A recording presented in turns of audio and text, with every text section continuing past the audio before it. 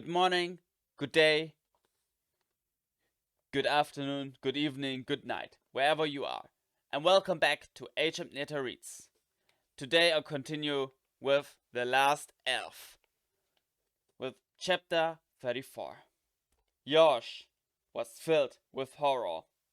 He had dragged everyone, step after step, story after story, toward disaster. He stood, dumbstruck, staring at the last sunlight gleaming on the soldiers' armor. He had led them to the slaughter. Stronger than anything was his desire not to have to choose, not to have to decide what to do next. Josh was silent. Everyone had stopped.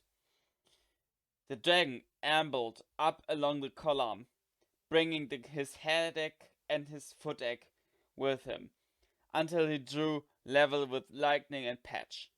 The sun reached the peaks of the dark mountains, and long shadows were drawn on the ground.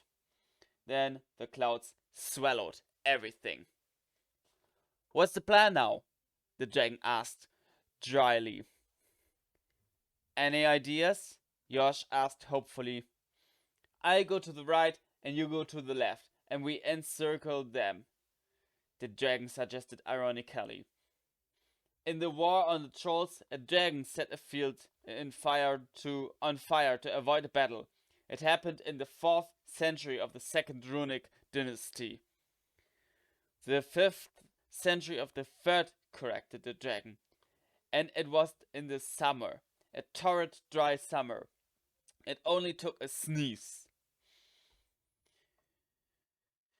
"It's the end of the summer now. You see that brown stuff on the ground between one stem of grass and the next? That's called mud. M-U-D. Mud has numerous properties, including that of being uninflammable, which is the opposite of combustible. It doesn't burn, and it doesn't catch fire, if you like. I could make a few little discs of burnt grass as long as it doesn't rain, but I don't think you'd be terribly impressed." Josh and Airbrow went on staring at each other. Night fell, and it began to rain softly. Robbie closed her eyes again, everything filled with blue, and again against the glittering sea she saw a long series of little figures. Josh was there, and Color, Falco and Foulpest, that tall crooked man, the little woman with the limp. They were all there. They would make it. All of them. Between the elf and the dragon, they could do it. They just didn't know how. And they had to hurry. Desperation was slithering through the crowd like a snake through mice. And like a snake, it was swallowing up everything it found in its path. Wails alternated with shouts and curses. At any moment, people would start to run for it, scatter about the plain, easy and miserable prey for the armed horsemen, like a cluster of frogs fleeing vultures. Robbie intervened. "You can fly," she said to the dragon, and spit fire. "And Josh has an invincible sword. Of course you can do it."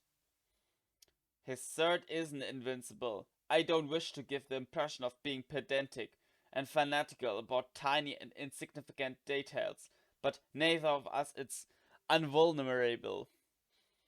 Invulnerable. He's already injured, and my antero-inferior scales, the ones on my belly, well, they're a bit soft for arrows. I spit fire from my igniferous glands, which are going to run out sooner or later. And now, since I've got a wretched hangover," Robbie inquired solicitously. "Let's just say I'm not at my absolute best," the dragon said. "I can carbonize 1 or 2 horsemen for you, allowing that our warrior here will let me, but there will be enough of them left over to let us know that they weren't awfully amused. You could frighten them, Robbie suggested. They don't know that you're empty, exhausted. Exhausted, exactly. They don't know that. Look, it's not impossible. You can distract them on this side, and we have to ward the gorge. Some of them will attack us, but not many. Yosh can deal with them. And what then? The dragon asked. I can't distract them forever. They'll enter the gorge sooner or later. And what about the waterfall? The gorge leads to a steep waterfall. Don't you remember? It's called the Dogan Ravine, and it's impassable. The stairs leading to the library are blocked by a landslide. We saw it on the day of our first flight. The waterfall isn't impassable. The inhabitants of Astrid got past it, and so will we, Robbie insisted. Fine, said the dragon. Then they'll get through, too. Rather than being massacred here, you'll be massacred on a beach. There was a long silence. Robbie became aware of a sensation in the upper part of his stomach, which wasn't hunger, but fear. She had learned to trust her visions, but she knew that they were incomplete. Perhaps they would all reach the blue water of the sea, as she had seen.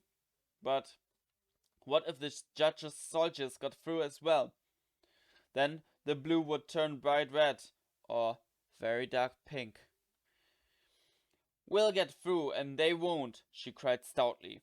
Because we are intelligent and they're stupid. We're escaping to save ourselves. We're escaping to live and they're just carrying out orders. Something will come to us. Something that they don't know about. We'll do it. They have capes and armor. The rain will hinder them more than us. Their horses will slip in the mud more than our feet will. But we must act now. Really? Said Carla, who was drenched to the bone and lying in the mud, having just slipped. Will the rain bother them more than it bothers us? Are you sure? Does that mean we aren't really finished? Now! Robbie yelled at the elf and the dragon. And we must move now. Then she turned around and looked at her wretched band, which was dispersing beneath the rain.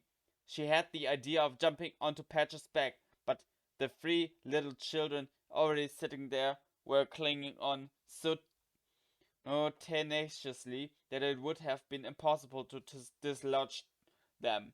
She tried to gather the group together, because if they were united, they had a chance. Scattered, they were lost.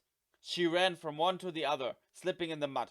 Once up in a time, called Josh with all the breath he could muster. Once up in a time, there was a band of heroes who had been slaves. Once up at a time, there was a band of slaves who decided to become free people, and to do that, to be free, I mean, they reached the sea. Josh started to tell a long and magnificent story. He made up names, he described armies, he described the refugees one by one, and one by one, they all heard descriptions of themselves, with different names and different stories. Their fear started to fade, their exhaustion began to loosen, the grip that it had on their tired legs and their weary minds. The rain stopped. A mild wind rose up and opened the clouds. The light of the moon lit up the plain and the gorge of Astrid, on the other side of which lay freedom and the sea. The wrecked band began to pull together. Once upon a time there was a band of slaves that became a free people by crossing a great gorge. Follow Robbie. Stay together and go toward the gorge. She knows the way. She used to live here. The dragon and I will protect the column. You stay together. Follow Robbie. Robbie needed to be as visible as possible in the faint moonlight. It was very dark and lots of people confused her with color. She still had the king's crown in her pocket. She took it out and put it on her head. The moon lit it up, and the crown gleamed in the darkness. At that moment, the cavalry moved. The charge began. Yosh drew his sword. Lightning was exhausted, but now he regained his strength. He reared up. Robbie saw Yosh's sword shining in the moonlight, like her crown. For a moment, it was as though the moonlight had crystallized time, as though reality and dreams had fused in a motionless moment. Then everything shattered. Urbrow had finally decided to intervene. A terrifying roar rang out. A terrible flame pierced the darkness. The cavalry stopped, uncertain. The wrecked army took heart between them and the lances of the soldiers of Flames of the Dragon. In the lances of the soldiers of Deliga stood the bright sword of a warrior and the blazing flames of a dragon. Inside them was the story of a band of slaves who had crossed the world to become a free people, and that had turned them into a band of heroes. In front of them, the little queen's crown glittered in the darkness like the warrior's sword. Falcon Foulpest, armed with their cudgels, rushed to Yosh to protect the sights. The two men who had escaped from the mine, where they had seen excavatory employees for the county of Delagar, bringing the shovels with them, clutched them now, ready to fight, and a woodcutter, previously a tree trunk operative, had brought his hatchet along, adding like the others the crime of theft of working tools to that of abandonment of a signpost. He had decided to use that tool. All the men, the women without children, and the bigger boys gathered around Yosh, who never stopped talking. He was telling of the heroic gestures of Pentrivor and Fearless, brigands who had become lieutenants, Garamir, who had come from the woods with his magic axes, the Curtis Homan, who had just awoken from a spell. A shower of arrows fell, but the dragon had taken up a position between them, and the cavalryman and the arrows bounced off the thick, hard scales of his back. The wrecked army continued on toward the gorge. "We'll manage," Robbie cried happily. "For how long?" the elf wondered aloud. The sky cleared completely. The clouds melted away. It grew colder. The moonlight fell brightly on the skeletal remains of Astrid, on the loop of the river, which glinted like silver in the darkness. Above the river, on one side, the rocky crack was so steep as to be almost sheer, and the other side was much easier, consisting, as it did, of earth and the wood of enormous ancient oaks, which, with their gigantic black roots, clutched at masses of white granite, upon which the moon now cast its glow. Protected by Yosh, his little army of warriors, and by the threatening mountainous back of the dragon, the refugees entered the gorge one by one. As Robbie passed by what had once been her home, her eyes filled with tears. She brushed her hand along the charred walls and remembered when 2 years previously she had been dragged away from there. She had left a line of river pebbles, wide, round, and identical, so that she would be able to find her way back again. Her dog, Fido, had tried to protect her and had been lamed in the attempt. In all her dreams, when she returned to Astrid, Fido came hobbling toward her. She looked around for him, in the hope that he might have stayed to guard the house and wait for her. But clearly that was a ridiculous hope, because no dog is faithful enough to wait year after year. Her eyes filled with tears, which didn't fall down to her cheeks as always. She held them back. They had to go on. Robbie looked behind her. The wrecked army was safely through the gorge with Yosh, and the others bringing up the rear. The dragon blocked the entrance to the gorge, protecting them from the cavalry. But for how long? The moment he moved, the cavalry would attack. The wrecked group was worn out.